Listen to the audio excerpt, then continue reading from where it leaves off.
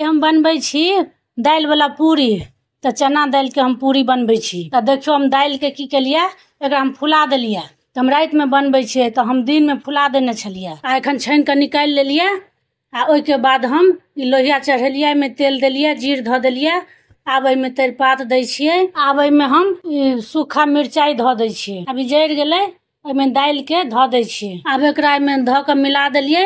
आब एमे नून ध दै छियै, नून देलिए। आब एकरा मिला देबै, थोड़े देर झाँप देबै।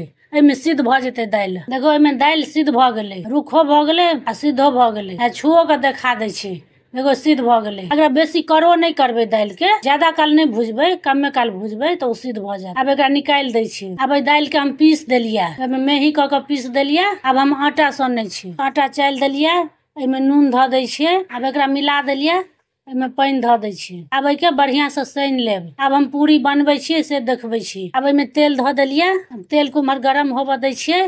ताबे त इमहर हम ये आटा के पूरी बना ले छी। ये आटा के छोटे छोटे टुकड़ा काट लेब। हम एहिमे बाज दे के गोली बना लेब।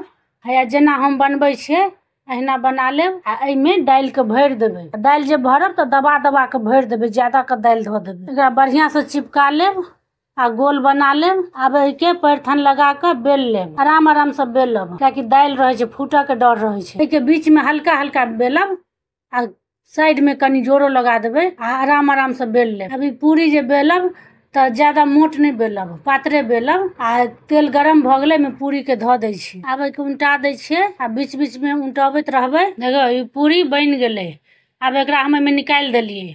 देखो देखैत कते निक लगे छै। एना अहूं सब बनाएब। ई वीडियो यूट्यूब पर देखे छी, सब्सक्राइब क देबै। फेसबुक पर फॉलो क देबै। धन्यवाद।